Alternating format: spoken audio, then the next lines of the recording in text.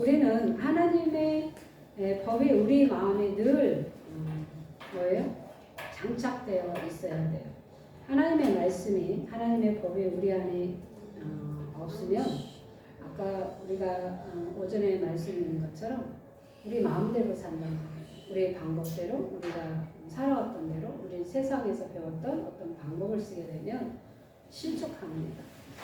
여러분, 내 신을 벗어라, 여호수아에게 얘기한 것처럼 권리 이양입니다. 양도 모든 주권을 하나님 앞에 맡기는 겁니다. 그렇게 했을 때 하나님은 우리의 걸음을, 또한 심장과 폐물을, 우리의 모든 일거일투족을 다 하나님이 간섭하시는 거예요.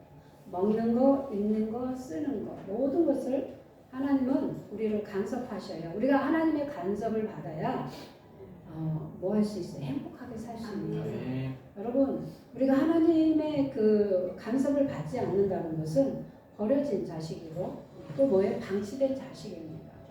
우리는 하나님의 말씀에 우리는 모든 것을 비추어서 살아야 합니다. 그게 우리가 하나님의 자녀이고 우리가 누릴 수 있는 특권이기도 합니다. 오늘 우리가 보고자 하는 내용은 뭐냐면 방치당하는 아이들이 있습니다. 얼마나 많습니까? 우리가 영적으로도 방치를 당하고 육적으로도 방치를 당합니다. 아이를 방치하는 부모의 그 양육의 태도는 뭐예요? 무책임하고 또 뭐예요? 무관심이라는 거. 여러분, 우리에게 로마서에 하나님이 말씀인 것처럼 우리에게 하나님의 그 관심이 없어지고 사랑이 없어지면 우리를 뭐 하신다? 내버려 두사야 돼. 우리를 내버려 두사는 네 꼴대로 살아, 네 마음대로 살아, 네가 하고 싶은 대로 해. 부모와 자식 간에도 그렇게 되면 여러분 그게 행복한 것 같지만 사실은 뭐예요? 불행한 거예요. 여러분, 우리는 부모의 양육을 받아야 하고 보호를 받아야 돼요. 육적으로도 그렇고 영적으로도 그렇고. 육적으로는 부모가 우리를 일거일투족을 다 관찰해서 이 아이가 제대로 가고 있는지, 학교로 가고 있는지, 밥은 잘 먹고 있는지, 건강한지, 잠은 잘 자고 있는지를 늘 뭐예요? 살펴야 돼요. 여러분, 우리가 할머니나 노인네가 계시는 집안은 잘 살펴야 돼요. 오늘도 잘 드셨는지, 소화가 됐는지, 잘 주무시고 계시는지. 왜 그럴까요? 언제 갈지 아무도 몰라요. 주무시다가 갈 수도 있기 때문에. 아이들도 똑같아요. 항상 아이들은 위험이 요소가 많은 거예요. 그렇게 했을 때 장애물이 왔을 때 이 아이들이 뭐예요? 잘 그것을 헤쳐나갈 수 있는 어떤 능력이 있는 건 아니에요. 판단력이 있는 건 아니기 때문에 늘 부모가 관심을 가지고 사랑을 가지고 살펴야 돼요. 목회자는 성도들을 한 사람 한 사람을 잘 살펴야 돼요. 잘 가고 있는지, 어려운 점은 없는지, 또 지금 기도는 잘하고 있는지, 또 신앙생활을 잘하고 있는지, 가정에는 무슨 일이 없는지 이걸 잘 살펴야 하는 거예요. 그걸 간섭하고 또 막 제대로 막 잔소리 하려고 하는 게 아니라 이 내모의 성향은 단점이 뭔지 아십니까? 잔소리가 좀 심합니다. 이 잔소리가 누구를 향해서? 남편을 향해서, 자녀를 향해서. 내모의 성향이 왜 그럴까요? 이 내모는 뭐예요? 빤듯해서 그래요. 사실은요, 내모가 빤듯하긴 하지만 완벽주의는 아니에요. 완벽주의는 누가 있는지 아십니까? S예요. 그래서요, S는요, 비판하고 부정적인 거는 아니에요. 그리고 이렇게 날카로워요. 우리가 여러분, 내모가 완벽주의인 것 같지만 내모는 그렇지 않습니다. 내모의 성향은 남의 말을 잘 듣지 않는 성향이에요. 근데 S는 비판을 잘합니다. 그리고 완벽주의입니다. S는 전화를 하면은 딱 메모를 합니다. 짧게 굵게 하기 위해서 무슨 말을 할 때 딱 메모를 해서 할 말을 딱 합니다. 동그라미는요 무조건 오케이입니다. S는요, 세모는 뭐냐면 일을 할 때 기획형이기 때문에 이 약간 사업가라고 그랬잖아요. 이 세모는 뭐가 발달되어 있냐면 입이 발달되어 있어요. 그 구라를 잘 치고 사기를 잘 치고 이게 하나님 안에서 정리가 안 되면 조금만 넘어가면 구라치고 사기치고 공갈치고 이게 왜냐하면 사업가 기질이 약간 그 기질이 있지 않습니까? 정직하게 하면 마치 안 되는 걸로 생각하는데 하나님 안에 앞에서 정직하면 누가 책임지냐? 하나님이 책임져요. 그래서 이 세모는 너의 계획이 좋아. 뭐 이렇게 너 머리가 똑똑해. 이 네모는 어떤 걸 칭찬하면 어머 네가 이 일을 해줘서 참 일을 마무리할 수 있어서 너무 좋아. 근데 S는 뭐냐? S는 민감하거든요. 예술성도 있고 그래서 그 기질에 따라서 약간씩 반응이 달라요. 근데 내가 이제 우리 이제 거기 있는 김씨 집안에 이렇게 보면 항상 메모장에다 메모를 해. 어제도 이렇게 뭘 메모를 해. 그래서 약간 그 기질이 있어서 우리 딸이 약간 S 기질입니다. 근데 그러니까 이 S 기질은 원래가 우울 기질이에요. 그래서 이게 조금 노후하면 어떻게 되느냐? 우울성이 강할 수 있어요. 우울증이 강할 수 있단 말이에요. 이렇게 증상이 나타날 수 있어요. 그래서 S 기질은요, 저는 그걸 보면서 알았어요. 이 S 기질은요, 어디 이렇게 사람 만나고 다니고 어디를 나가고 이걸 별로 안 좋아합니다. 이 사람은 집에서 1시간이고 10시간도 있을 수 있는 게 S 기질이에요. 근데 동그라미는요, 집에서 10시간 있으라고 그러면 뒤지는 거예요. 숨 막혀서. 그래서 동그라미는 어떻게 쓰든지 오지랖이 넓고 다정다감하고 사람 좋아하고 막 이러니까. 근데 뒤처리가 안 돼서 이게 문제예요. 마무리가 안 되게 동그라미들만 막 질질질질질. 네, 맞아요. 그런데 제가 또 이제 조금 더 임상하고 공부를 더 해서 여러분에게 이제 같이 공부를 하려고 합니다. 지금 준비하고 있는데.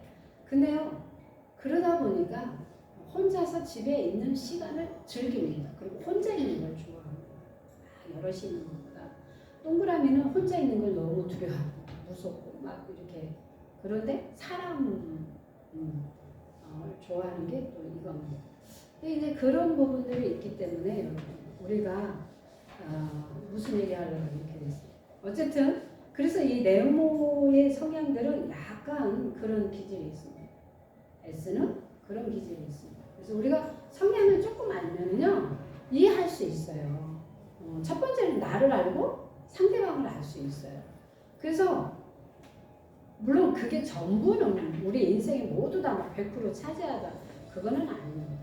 그럴지라도 그런 기질이 있구나, 그런 성향이 있구나, 이렇구나. 그러면 훨씬 여러분 우리가 서로 이해할 수 있고 소통할 수 있는 거예요. 왜냐면 이 무관심과 무책임이 왜 안 됩니까? 방치가 뭐예요? 관심도 없지만 소통도 안 되기 때문에 우리가 방치해 뭅니다. 그런데 여러분, 나만 방치해서 되는 문제가 아니라 이 아이들은 반드시 보호막이 필요하고 보호가 필요하고 양육이 필요하고 사랑이 필요하고 음식이 필요하고 옷이 필요하고 다 필요합니다. 실제로는 우리에게도 그게 필요하죠. 그런데 이 방치당한 아이들의 부모는, 아이를 방치하는 부모는 어떤 태도를 가지고 있느냐면 자녀를 돌보지 않고 그냥 내버려 두는 것입니다. 그런 경우 많죠. TV에서도. 여러분, 제가 그랬잖아요. 우리 시골에서는 방치 아닌 방치를 하게 돼 있어요. 지금은 안 그래요. 근데 옛날에는 농사를 일을 해야 하기 때문에 여러분 지금은 어린이집이 있고 뭐 어디 맡길 때가 있잖아요. 그리고 누굴 돈을 주고도 어린아이 볼 수 있는 사람을 직원으로 쓰면 돼요.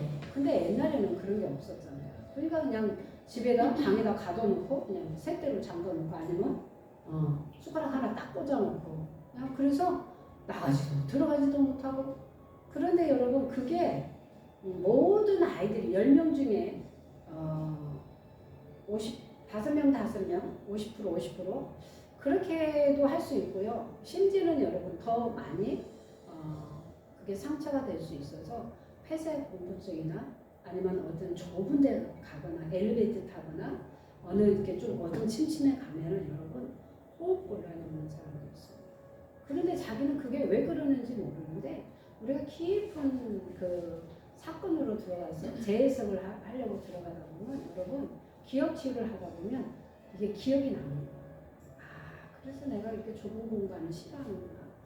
그때 엄마가 일하러 가면서 나를 보호하는 차원에서 그렇게 해놓은 건데 그것이 나에게는 엄청난 두려움이고 엄청난 사건이었구나. 엄청난 나에게 뭐예요? 무서운 공포증이었구나 이런 것을 알 수 있어요. 그래서 여러분 대체적으로 혼자 두는 경우가 있습니다. 아이를 혼자 키우는 집안에는 아이 혼자 두면 얼마나 무섭겠습니까? 여러분 아이들이 올 때 우리가 엄마들이 또 양육자들이 반응을 보여야 하는 것이 정상입니다. 울어도 여러분 나에게 반응을 보이지 않는다면 이 아이는 삶을 포기할 수도 있습니다.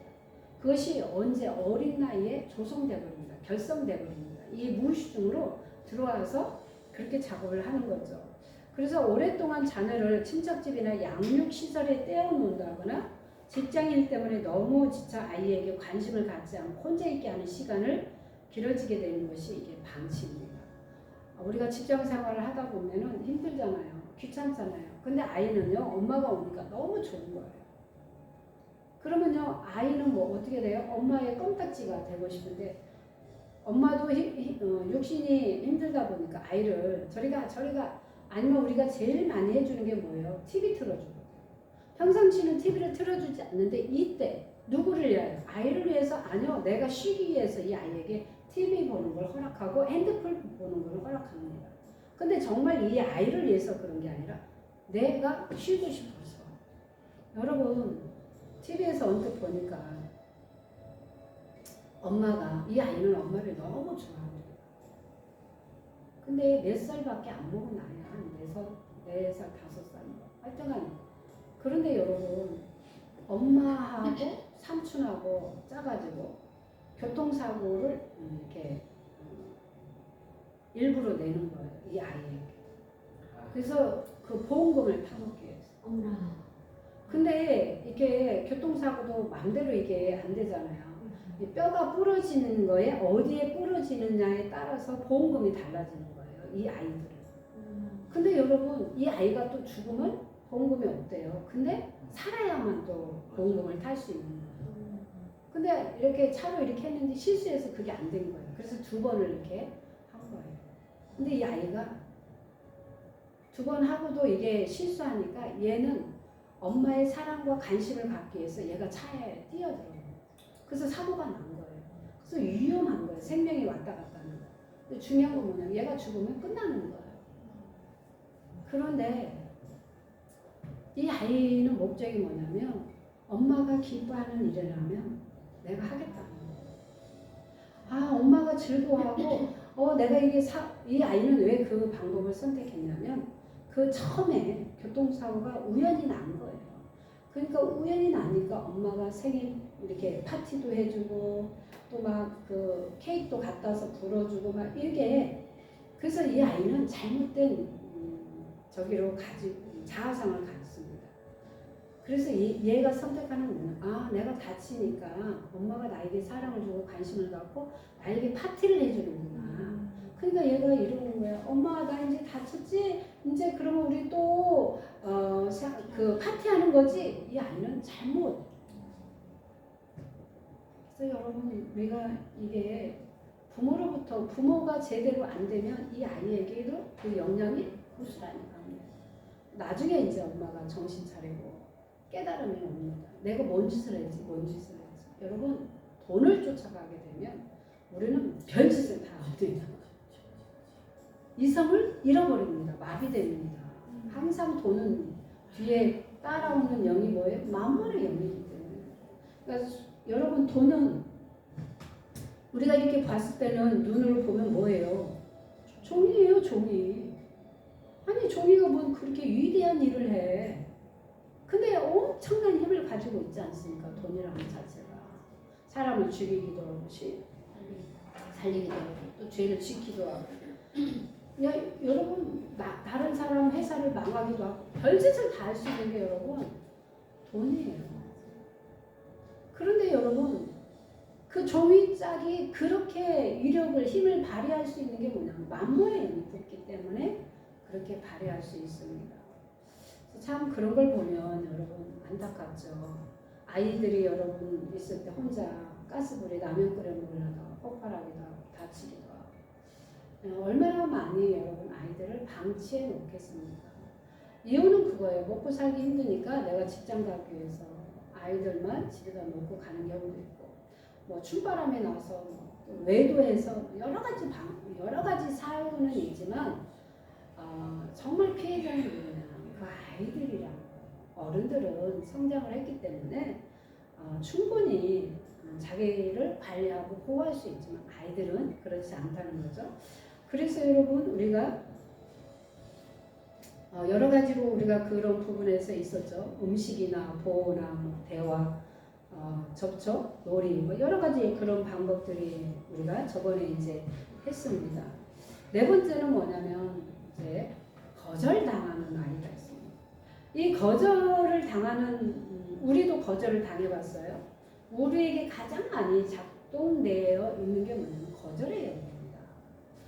우리는 뱃속에 들어올 때 하나님이 시편 139편에 이미도 주목하고 계셨어요. 하나님은 내가 어디로 들어갈지 누구를 만날지 육신의 부모를 만날지를 이미도 주목하고 아셨단 말이에요. 태중에 들어갈 거라. 그런데 육신의 부모는 성별 우리 때만 해도 우리 세대만 해도 아들 딸이 굉장히 구분지어가지고 아들을 원하는지 대체적으로 여러분 그때만 해도 아들을 원했지 딸을 원한 집은 별로 없어. 10집 중에 9은 아들을 원했지 한 집이나 딸을 원할까 말까 했죠. 보통 다 아들을 원했어요. 근데 여러분 우리가 하나님이 우리에게 주실 때는 그 하나님이 알아서 우리를 성별을 주지 않습니까?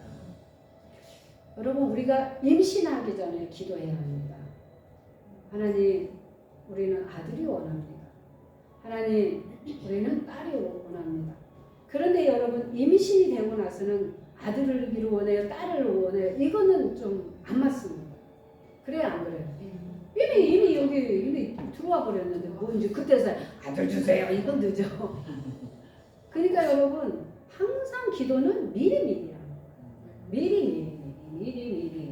근데 우리는 꼭 닥치고 그때 이제 하는 거야. 그러면 여러분 결과가 그래서 달라지는 거야. 하나님은 이미 우리 집에 딸을 줬는데 막 그때 아들 주세요. 근데 딸이 태어났어. 그러니까 이제 자기가 기도한 것처럼 되지 않으니까 이 아이를 어떻게 하는 거야? 구박하는 거야. 그리고 거절해. 반드시 여러분 우리가 성별을 만약에 아들이 필요하고 딸이 필요하고 임신하기 전에 미리 결혼하기 전에 두 부부가 합의하에 미리 기도해요. 그리고 임신이 딱 되면 성별은 끝나요. 그리고 이 아이가 잘 자랄 수 있도록 건강하게 잘 자랄 수 있도록 정말 아무 병 없이 정상적으로 나올 수 있도록 그 기도하는 게 맞아요. 근데 지난날에 우리가 보면 임신하고도 막 아들 주세요. 맞아 안 맞아? 안 맞아요. 우리는요 웃긴 기도를 너무 많이 한 거예요.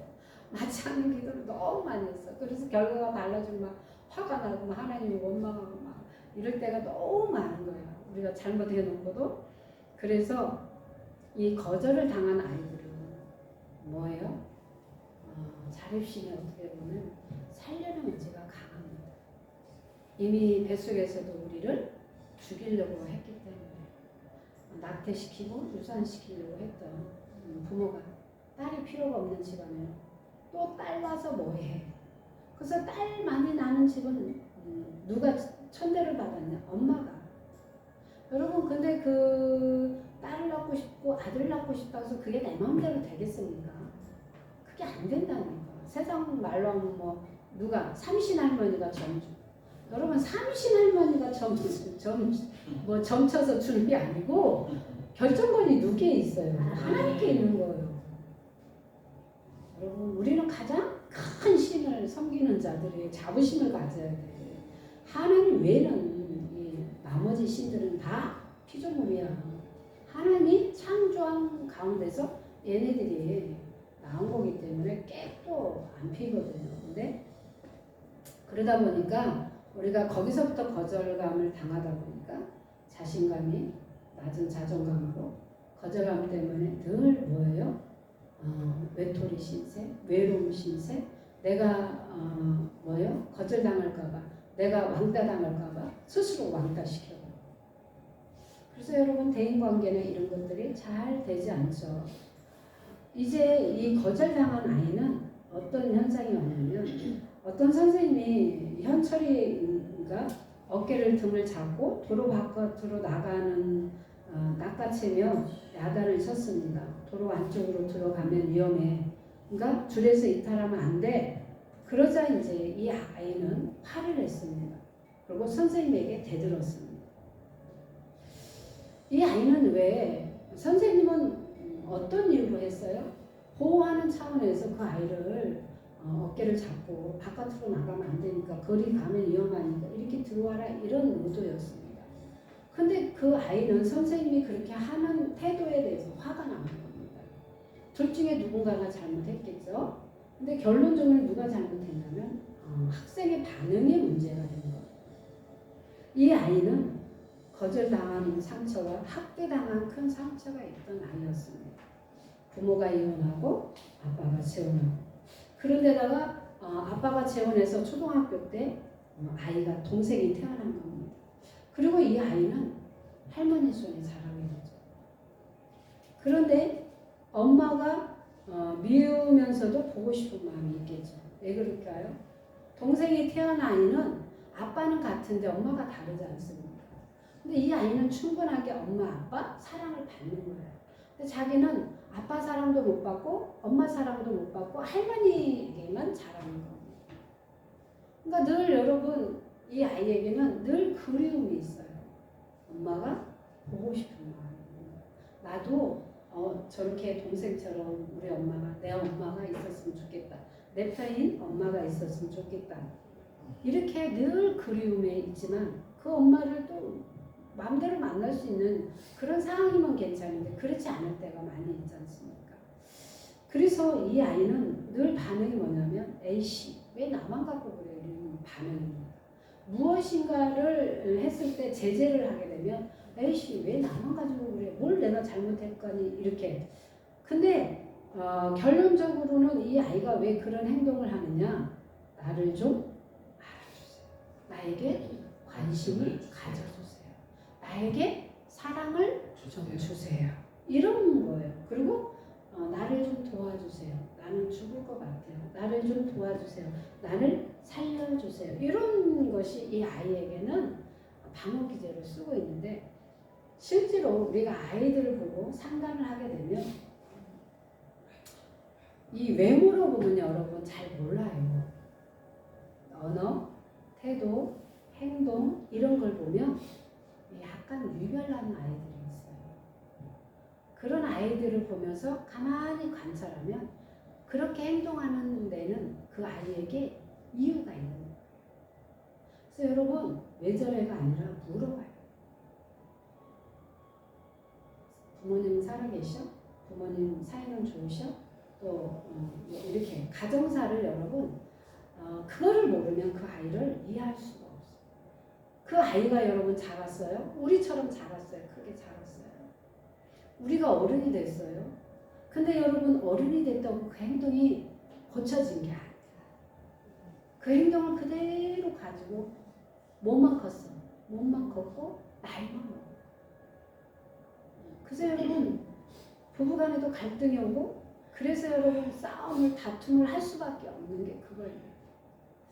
나는 그냥 별 뜻 없는데 상대방은 나를 무시했어? 나에게 어떻게 그렇게 할 수 있어? 이게 어떤 이유냐? 내 안에 상처가 있는 거예요. 그래서 여러분 이렇게 버럭 화를 낸다거나 반응을 민감하게 반응을 보인 사람들이 있어요. 그렇게까지는 아닌데 왜 저렇게 과한 행동을 하지? 왜 저렇게 심하게 반응을 보이지? 이럴 때가 있지 않습니까? 그 속에는 상처가 있기 때문에 그렇습니다. 그래서 이 거절의 양육 태도는 보통 뭐냐면 버림과 배척과 유기입니다. 부모의 마음속에 자녀가 머물 공간이 없어 심리적으로 수용을 거절하는 것이 이게. 근데 제가 뭘 알았냐면 나 그걸 보고 제 자신을 약간 점검하는 시간이에요. 이 네모는 가정의 행복을 위해서 관심이 없다는 거예요. 이 내모가. 얘기인 것 같은데. 그거 아닌데요. 아니.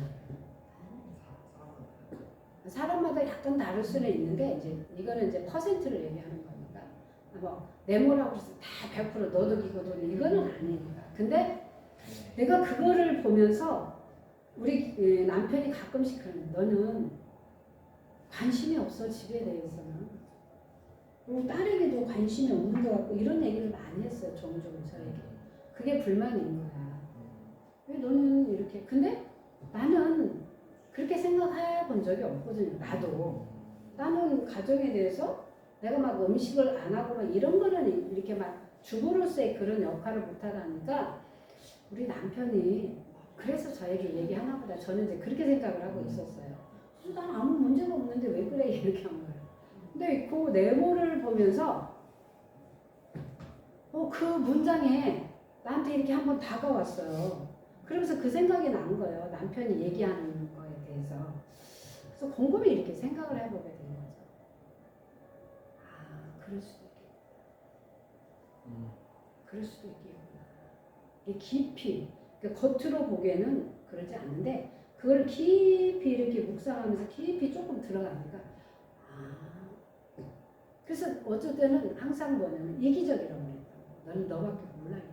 근데 나는 안 그런다고 생각했는데 그 부분이 어쩌면 요게 나에게 해당하는 부분도 있을 수 있겠구나 이 생각을 한 거예요. 그래서 약간 외모는 그럴 수도 있을 수 있겠다. 다는 아니죠. 모든 사람이 다 똑같지는 않기 때문에. 그래서 나는 이 부분에 조금 해당이 될 수도 있는 부분이 있겠구나. 그래서 남편은 맨날 뭐예요? 자기 기준으로 보니까 저는 가정에 별로 관심도 없고 뭐 이렇게 하는 것도 관심이 없고 얘가 들어오는지 나가는지도 관심이 없다고 생각하는. 저는 다 관찰하고 있잖아요. 말을 안 하는 거지 관찰을 다 하고 있는데 우리 남편은 너는 관심이 없으니까 애가 들어오는지 나가는지 관심이 없는 걸로 생각해. 전화해야 하고 막 이래야만 관심이 있는 걸로 생각하는 거예요. 관심이 있거든요. 그런데 이 부분이 나에게 관련돼 있거나 해당하는 부분도 있을 수 있겠다 이 생각이 든 거예요. 그래서 그럴 수도 있죠. 완벽주의는 여러분 네모가 아니라 S. 그래서 여러분 S는 비판을 잘하고 부정적이고 그게 나쁜 게 아니라는 거예요. 근데 이것을 사용을 여러분 긍정과 부정을 잘 어떻게 분별하는 데 사용하면 탁월한데 진짜 부정에서 부정으로 가면 조금 문제가 될 수 있다는 거죠. 그리고 혼자 10시간도 집에 있는 거야. 그래서 집에 있는 거야. 그래서 이해가 간 거야. 그래서 혼자 저렇게 집에서 몇 시간이 있어. 우리 같은 사람은 나와야 돼. 우리는 바깥에 나와야 돼. 어디로 가든 동네를 돌더라도 되는데 S는 음악 감상, 독서, 집에서 혼자 있는 것을 몇 시간을 있어도 연예인도 여러분 이렇게 잘 보면 집순이들이 있어요. 보기에 다르게. 그냥 집에 있는 게 가장 좋다 그런 사람들이 있어. 약간 애쓰기질이 아닐까 이제 그런 걸 볼 수 있어요. 그래서 이 부부가 결혼 생활을 지속적으로 하지 않으면 가장 피해자는 누구냐? 아이라는 거예요. 여러분 부부가 사이가 안 좋은데 내 마음이 불편한데 아이를 돌볼 수 있는 마음의 여력이 있어요? 내가 화평하고 내가 마음에 기쁨이 있어야 돌아볼 마음도 있는 거예요. 내가 지금 심사가 뒤죽박죽인데 여러분 누구를 여러분 눈에 들어오고 누구를 돌볼 마음의 여력이 있겠습니까? 없다는 거예요. 그래서 본의 아니게 그런 경우가 있다는 거예요. 그래서 여러분 자녀를 인해 부모의 자신의 꿈이나 사회활동을 포기하는 경우에도 여러분 거절감이 나타나는 경우가 있습니다. 아까 거절의 이유는 그거였잖아요. 원하지 않는 임신이 되거나 그것으로 인하여 죄책감이나 수치감. 그래서 여러분 아이들을 이렇게 잘 낳긴 낳았어요. 출산을 했습니다. 근데 우리가 여러분 정정당당하게 결혼해서 임신해서 아이를 낳는 아이와 결혼하지 않고 여러분 동거해서 아이를 낳는 아이하고는 약간의 차이가 있을 수 있어요. 여러분 우리가 요즘 세대는 뭐 자연스럽게 뭐 결혼하기 전에 동거하고 살아보겠다 뭐 이렇게 하고 가지만 아직까지는 우리 한국은 그래도 뭐예요? 결혼하고 혼인신고하고 아이를 낳는 것을 요구합니다. 아무리 그래도 성경적으로도 뭐예요? 그게 맞는 거예요. 성경적으로. 그리고 여러분 잘 보십시오. 동거하고 나서 헤어졌어. 그래서 다른 남자 만나고 살아. 근데 여러분 말은 안 하지만 마음속에는 항상 뭐가 있을까요? 죄책감이 있고 수치감이 있어요. 여자들이 여러분 성추행 성폭행 당하고 왜 행복하지 않는 줄 아세요? 그 죄책감이 있는 거예요. 나의 잘못은 아님에도 불구하고 죄책감이 항상 갖고 있는 거예요. 그래서 여러분 행복하지가 않아요. 겉으로는 가진 거 다 집도 뭐 좋은 집 있고 뭐 출세했고 돈도 많아. 근데도 여러분 남편도 속색이지 않아요. 근데 여러분 그 행복의 기준은 보이진 않겠지만 않아서 그럴 수 있지만 표현 안 하지만 여러분 항상 울고 있는 아이가 있어요. 우리 마음속에 울고 있는 아이가 있어요. 행복하지 않는 이 내면이 있단 말이에요. 한쪽 부분에 꽉 깔고 있어요.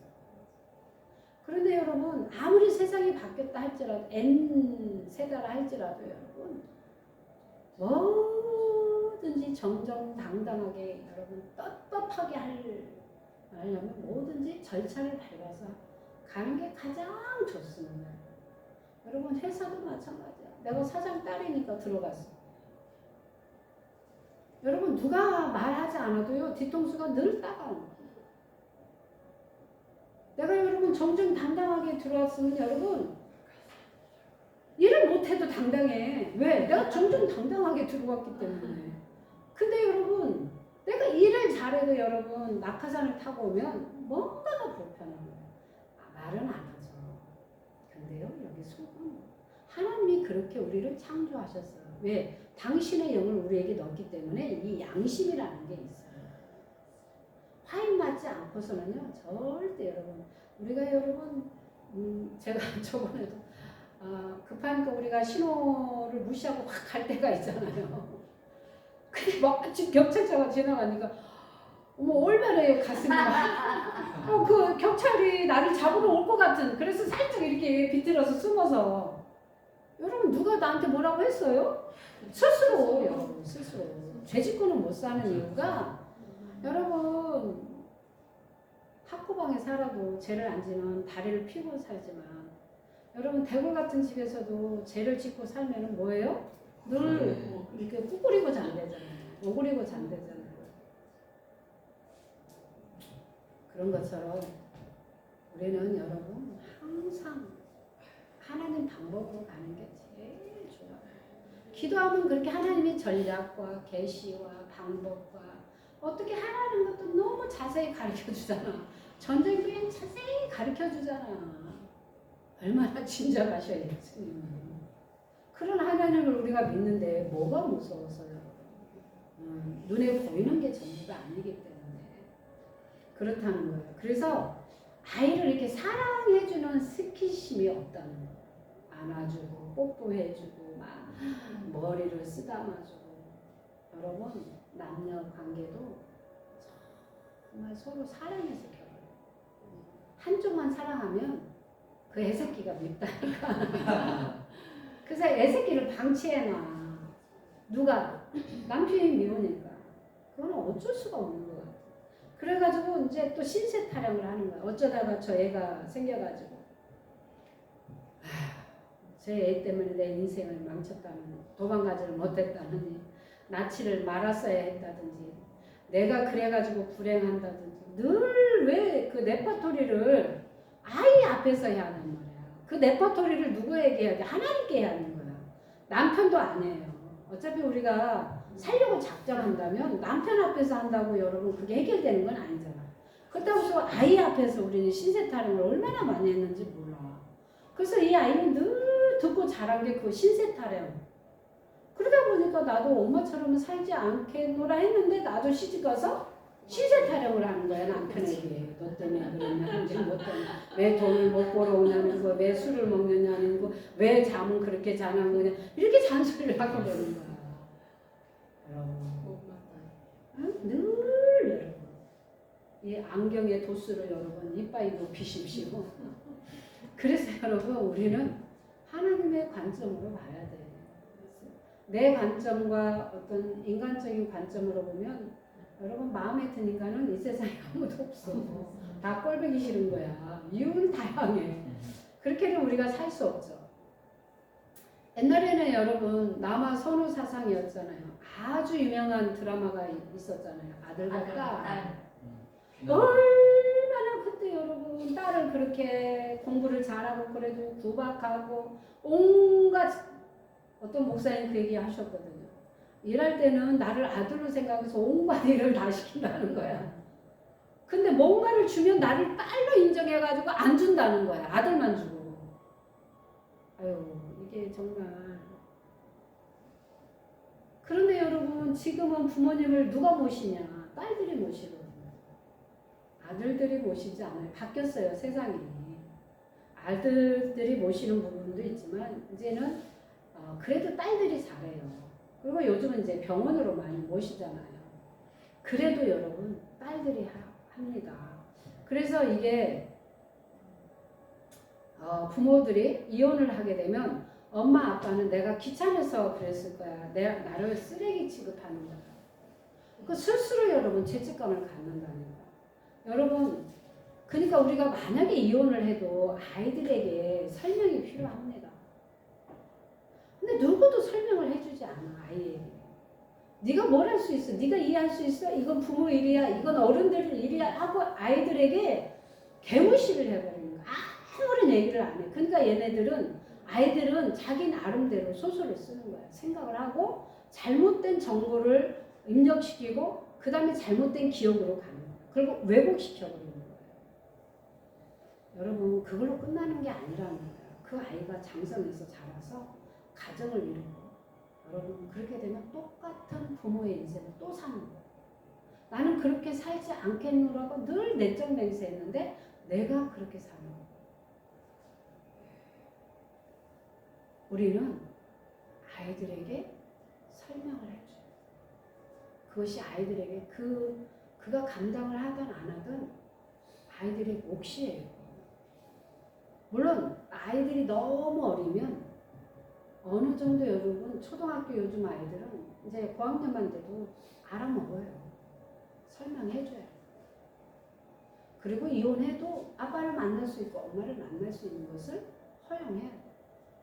옛날 같은 경우는 단절시켜버렸잖아요. 그리고 할머니가 이렇게 얘기해. 니네 엄마 바람나서 나갔다 이렇게 얘기해. 그래서 이 아이는 우리 엄마는 바람나서 외도해서 나갔어. 할머니는 늘 우리 엄마를 욕을 했어. 그래서 그게 세뇌가 돼서 진짜 엄마는 바람나서 도망간 줄 알았어. 또 나중에 커서 성장해서 나중에 안 사실이 바람난 게 아니야. 우리는 여러분 어른들은요 말 한마디로 그 아이의 인생이 완전히 바뀐다는 사실을 모르는 거야. 그게 엄청나게 저 아이에게 영향을 준다는 것조차 생각을 안 하는 거야. 그러니까 말을 그냥 한마디 그냥 실컷 던지는 게 그렇게 한 거야. 사실은 엄밀히 따져보니까 아빠가 술을 먹고 엄마를 때리고 폭행하고 맨날 도박하고 이래서 엄마는 나간 거야. 근데 할머니는 자기 아들을 옹호하는 입장에서 며느리를 나쁜 표현한 거죠. 그래서 이 아이는 늘 엄마를 원망하고 사는 거예요. 그러니 여러분 여자에 대한 보는 각도가 어떻게 될까요? 별로 안 좋게 돼요. 그러면요 이 아이는요 결혼을 해도요 아내가 조금만 이렇게 다른 사람하고 남자하고 얘기하면 불쑥불쑥 자기 무의식 중에 뭐가 오느냐? 불안. 우리 마누라도 바람피. 그 말 한마디로 내 인생이 망가지는 게 아니라 내가 새로운 가정을 이룬 우리 가정도 망가져. 상처가 그렇게 무서운 이유가 여러분, 내 인생을 뒤죽박죽, 그 다음 우리 가정을 뒤죽박죽, 그 다음에 다른 사람 인생까지도 뒤죽박죽을 만들 수 있는 게 상처예요. 거기 안에는 상처로 끝나는 게 아니에요. 어둠의 영이 작동하기 때문에 그런 문제가 올 수도 있습니다. 그래서 거절당한 아이들의 속성은 뭐냐면, 다른 사람이 나를 받아들이지 않고 원하지 않으면 나를 배척한다는 느낌을 받는 거예요. 그게 아니에요. 우리가 트라우마가 굉장히 정말 무서운 거예요. 우리는요, 비슷한 그 사람에게 상처가 있으면 비슷한 사람만 봐도 우리는 스스로 놀래요. 그리고 비슷한 사람만 봐도 왠지 싫은 거예요. 그리고 우리 엄마하고 영과 비슷한 사람은 왠지 싫은 거야. 근데 좋으면요, 우리 엄마하고 비슷한 사람은 저 여자는 왠지 좋은 거야. 그래서 우리는 그렇게 만나는 경우도 많은 거예요. 아니, 목소리 큰 사람이 싫으면 왠지 목소리 큰 사람은 다 싫은 거야. 엄마 아빠가 늘 싸우니까 그 소음 때문에 목소리가 크면, 조금만 크면 이 마음에서 막 심장 박동수가 이제 빨라지기 시작하고 불안하고 뭔지는 몰라도 막 식은땀이 나. 왜 그럴까 했더니, 아니 저기서 지금 둘이 그러고 있는데 왜 그럴까요? 늘 어린 시절에 엄마 아빠가 소리치고 싸우고 던지고 이렇게 싸웠던 흔적이, 트라우마가 있는 아이는 목소리만 벌써 커지면 막 어찌할 바는, 그것이 여러분 얼마나 우리에게 많은 상처로 다가오고 있습니까? 그래서 이런 거절당한 아이들은 이렇게 생각합니다. 나는 태어나는 것이 저주스러워. 그래서 여러분 자학을 많이 합니다. 대체적으로 여러분, 우리가 이렇게 원하지 않는 아이를 임신했을 때 오는 현상이 뭐냐면, 그 아이는 엄마 뱃속에 있을 때 탯줄을 감아요. 탯줄을 감는 이유는 뭐냐면, 엄마 아빠가 자주 싸우잖아요. 그리고 이 아이를 거절하잖아요. 그러면 이 아이가 스스로 오해합니다. 나를 싫어해. 나는 그러면 태어나면 안 되는 거야. 해가지고 탯줄을 엄마 뱃속에서 감았어요. 그래서 여러분, 대체적으로 목이 안 좋고 이렇게 감기가 빨리 오고 이 목에 대한 별로 이렇게 약한 부분, 때만 되면 감기가 옵니다. 아스피린 드세요. 이렇게 선전하는 것처럼 여기다 목도리 두르러야 하고 늘 목을 따뜻하게 해야 하고, 이런 사람은 한 번쯤 생각해 봐야 돼요. 목이 약해, 목이. 때만 되면 감기가 오는 사람 있어. 때만 되면. 환절기 조그만 날씨가 딱 바뀌면 벌써 목에 이러는 사람이 있어요. 약한 부분이죠. 그리고 여러분, 쉽게 목이 새고 쉽게 감기가 걸려요. 다는 아닐 수 있습니다. 그런데 한 번쯤은 생각해 볼 문제예요. 그럼 나는 엄마가, 아빠가 나를 원했나? 나를 딸로 원했나? 아들로 원했나? 그러지 않고서는 여러분, 그게 여러분 그렇다면 나에게는 어떤 영이 있어요? 죽음의 영이 있고 자살의 영이 있는 거예요. 유산시키려고 했던 영도 있고 낙태 영도 있겠죠. 그래서 죽음의 영들은 늘 내 주변을 얼쩡거리고 있어요. 그 교통사고 잘 나? 아니면 잘 엎어져? 뭐 잘하면 뒤로, 여러분 신기하지 않습니까? 아니 뒤로 넘어졌는데 왜 코가 깨집니까?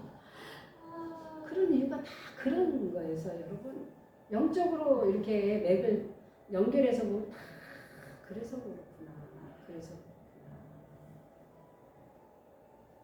신기해요, 여러분. 그래서 그거를 알면, 우리가 성경에서 봤지 않습니까? 말씀을 보니까, 아니 예수님은 우리가 아팠는데 왜 병원을 안 데리고 가고 다 축사시켰냐는 말이에요.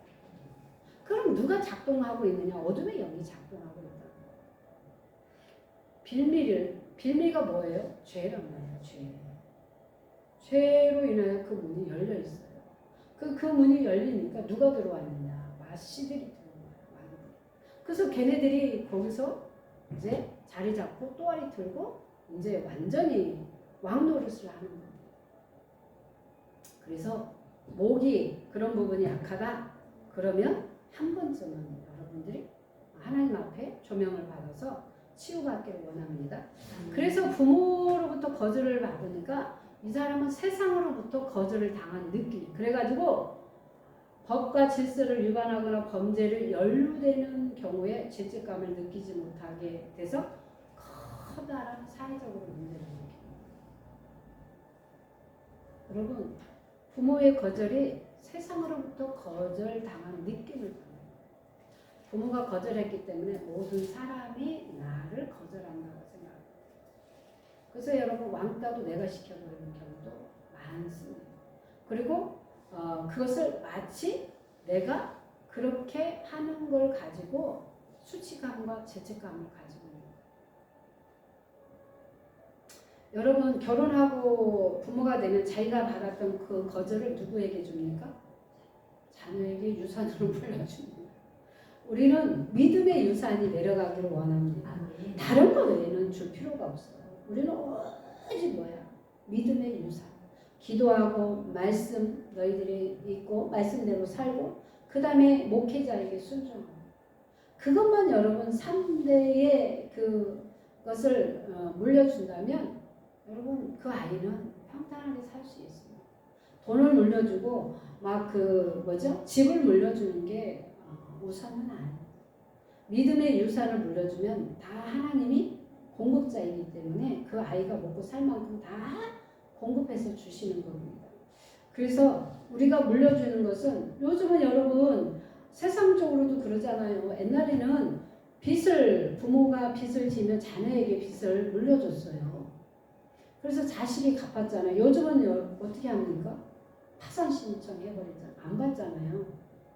부모가 지은 빚도 이제 자녀가 상속 포기해버리면 못 내려와요. 여러분 우리도 이런 거절을 포기해야 돼. 상속 포기. 포기각성 쓰세요. 이런 거 받지 않기로 내가 예수 이름으로 다 그래서 여러분 그런 것들을 가난 이런 거 물려받지 않는 재산으로 물려받지 우리가 그걸 다 재산으로 물려받은 것 같아요. 보이지 않는 재산. 필요 없는 재산들을 다 부모에게로 육신이기 때문에 받은 거예요. 그리고 여러분 우리는 그것을 또 우리도 쓰고 있는 거예요. 몸 소리치게 여러분 가난이 싫으면서도 여전히 나도 가난에 허덕이는 사람들이 너무 많아요. 게을르고 나태하고 무지하고 어리석고 그리고 인생이 꼬이고 여러분 잘 보십시오. 긍정적인 사람이 좋아요? 부정적인 사람이 좋아요? 긍정이요. 긍정이 낫어요. 여러분 부정은요 순종 안 합니다. 가난하고 무지한 사람은요 소통이 잘 될 것 같죠? 고집이 있어요. 쓰잘데기 없는 고집. 여러분 부자들이 소통이 잘 될 것 같아요? 가난한 자가 소통이 잘 될 것 같아요? 부자예요. 여러분 부자들은요 누가 말하면 귀를 쫑긋하고 들어요. 왜요? 그 법을 알아요. 그 원리를 안다는 거예요. 저렇게 하면 반드시 뭔가 성공한다는 것을 너무 잘 알아요. 지혜로운 자는요 남의 말을 잘 듣는 거예요. 근데 미련한 자는 뭐예요? 여전히 지 방법이 맞다고 지 꼴대로 가요. 근데 여러분 미련한 자가 지 꼴대로 간다고 여러분 그게 되는 거 봤어요? 안 돼요. 그래서 그런 차이가 있어요. 그런데 엄마에게 버림당한 자녀는요 자기 자녀를 버리고 또 반대로 집착하는 경우가 있어요. 여러분 솔타이로 묶여 있으면요 안 됩니다. 항상 우리는 우리 사이에 누구를 둬야 하냐면 예수님을 둬야 돼요. 하나님을 우리 사이에 하나님 예수님 성령님을 둬야 돼요. 그렇지 않으면요 자녀도 우리가 소유물로 자꾸 해서 집착을 가져가지고 우리가 자녀 인생을 뭐한다? 이렇게 하려고 합니다.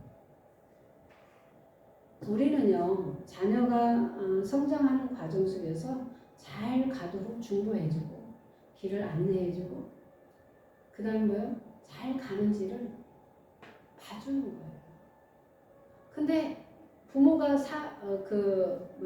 이루지 못다 핀 꽃 한 송이를 피우기 위해서 아이에게 집착을 해가지고 막 이 아이를 막 이 아이의 인생을 사는 게 아니라 엄마 인생을 다 업그레이드 시켜가지고 엄마의 꿈을 이루면서 너는 앞으로 변호사가 될 거야, 검사가 될 거야, 의사가 될 거야.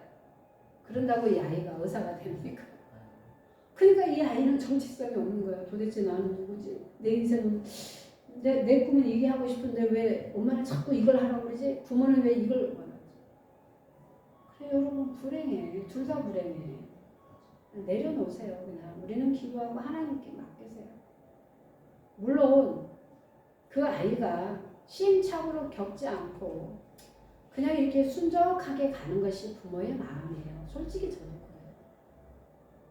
그래요. 자녀는 우리 같지 않아. 내 마음 같지 않고 저처럼 생기지 않았어요. 저처럼 똑같이 생기지 않았더라고. 우리 딸을 봐도. 좋은 점도 닮고 안 좋은 점도 닮았어. 그럼 내 것만 닮았냐? 저쪽 것도 닮아가지고 얘도 인생이 골라. 그런데 우리가 그런 아이들을 너무 집착해가지고 여러분 헬리콥터 엄마가 되지 마시고 기도해주는 엄마가 되기를 원해요. 그리고 그 아이가 가는 길에 정말 하나님이 길을 열어서 정말 이 아이가 갈 수 있도록 우리는 중보하는 엄마가 되기를 원해요. 그것이 가장 좋은 현명한 방법이라고 저는 생각합니다. 그래서 여러분 거절의 상처가 이성보다 더 깊은 곳에 있다면 기억보다 더 깊은 곳인 우리의 무의식 중에 자리를 잡으면 우리의 삶을 방해하고 인간관계를 악화시키고 그 다음에 여러분 끊임없이 거절에 대한 상처가 있어요. 그래서 여러분 이 거절의 상처를 치유받지 않으면 남녀 관계도 이게 묘한 거예요. 그래가지고 사랑하지도 않는데 거절당하는 게 두려워서 저 남자에게 돈을 줍니다. 저 남자에게 몸을 줍니다. 저 남자에게 온갖 것을 다 줍니다. 근데 그 남자가 그 여자를 사랑해주면 괜찮은데 배신하고 가요. 이 아이는 어떻게 되겠습니까? 근데 이 아이는 잘못된 방법이에요. 이렇게 해야만 저 남자가 나를 사랑해줄 것 같은 거예요. 나를 거절하지 않고 나를 인정해주고 사랑해줄 것 같은 그런 잘못된 생각으로 이 아이는 그렇게 갈 수 있어요. 그러면 이 아이는 불행합니다. 그래서 여러분 그런 것이 치유가 받지 않으면 이 잘못 왜곡한 이 사상을 가지고 우리가 인간관계를 하다 보니까 아낌없이 주는 거야. 그게 아니라는 거 알면서도 줘. 왜 그럴까요? 사랑받고 인정받고 싶은 욕구가 있어서. 그래서 어딘가에 모르게 여러분 집착과 중독이 맞물려서 가요. 그럼 아닌 거는 아니라고 얘기할 수 있고 제끼할 것도 제끼하는 거고 내가 감당해서 가야 할 거는 여러분 죽기 살기로 가야 하는 부분이 있고 이런 것이 굉장히 우리는 여러분 분별이 중요합니다. 그리고 가장 중요한 것은 제가 늘 얘기하지만 치유를 받아야 자유가 오는 거예요. 네. 여러분 상처를 막 눌러놓고 덮어놓고 막 감춰놓고 막 그런다고 여러분 자유가 오는 게 아니야. 오히려 더 무겁고 죄책감에 수치감에 두려움에 물려서 살아. 그것을 하나님은 수면 위로 올라오게 해서 닭똥치를 뭐 어떻게 해야 돼요? 완전 뒤집은 것처럼 뒤집어야 돼요. 뒤집어야 거기 닭똥치고 모래가 있더만이.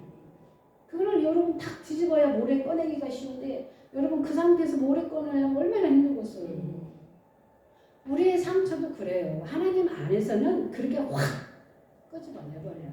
그래야 내 안에는 기쁨과 자유가 와요. 그러니까 누가 뭐라고 그래도 여러분 그런가 보다 저런가 보다 막 이렇게 수용하고 포용하고 갈 수 있어요.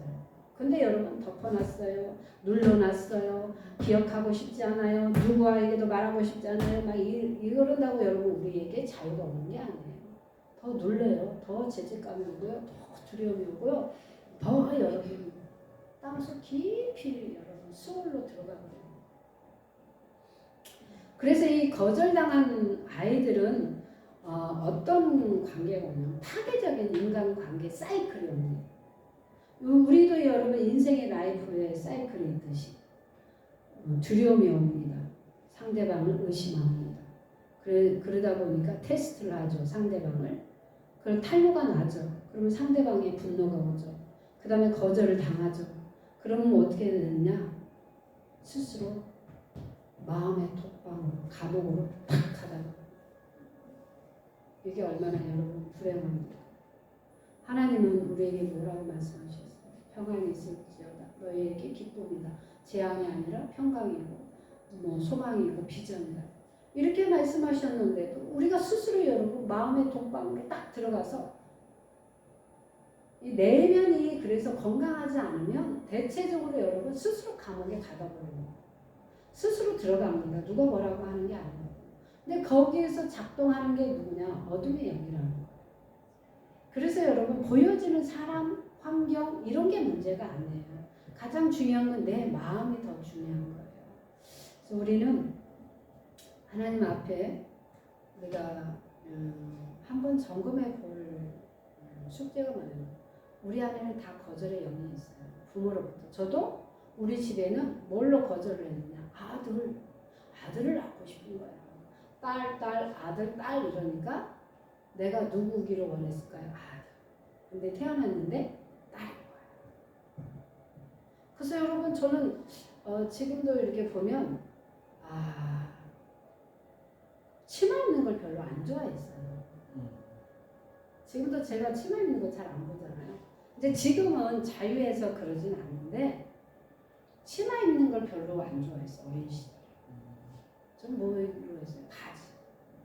그러니까 어른들이 맨날 뭐 했냐? 저 선거시내 같이 그냥 기집애가 돼가지고 바지만 입고. 이게 그냥 하는 말이 아니야. 가만히 생각해보면 저는 여자보다 뭐 하기를 원했어요? 남자의 속성을 많이 가지고 있어요. 외모는 뭔데? 여자인데. 우리 남편은 또 뭐예요? 다 남자니까 우리 남편 집안에는 요놈이 딸이기를 원해. 요놈이 딸이었으면 좋겠다. 반대야 반대. 거기는 남자야. 외모는. 근데 하는 것은 여자같이 바뀌어가지고 그런 걸 보면서 여러분 이 무의식 중에 깔려있는 부분이 그런 뉘앙스가 있구나. 그래서 저도 거절에 대한 것을 엄청 저도 축사받고 치유받고 그럼에도 불구하고 무의식 중에 깔려있을까 안 깔려있을까? 깔려있어요. 안개처럼 깔려있어요. 근데 어느 날 그 안개가 수면 위를 샥 올라올 때가 있어요. 하나님은 나를 치유하려는 목적이기 때문에 그걸 드러낼 때가 있다는 거 당황하지 마시고 여러분 꼭 하나님 앞에서 치유받기를 원합니다. 그래서 오늘 말씀처럼 여러분 우리는 까도 또 나오는 게 상처예요. 근데 그 상처에 여러분 직면하고 대면하는 것에 두려워하지 마십시오. 인정하십시오. 그래 나 있어. 어쩌라고. 하나님이 나를 치유하시려고 드러낸 거야. 너희들은 손대지 마. 그래서 하나님 앞에 정갈하게 드러내고 토설하고 우리가 막 기도했어요. 여러분 치유하고 자유케 되기를 원해요. 그것이 하나님의 궁극적인 목적입니다. 그래서 우리가 내면 안에서 거절당한 면이 있다면 여러분 우리가 이 시간에 한번 기도해 보기를 원합니다. 잠잠히 눈을 감고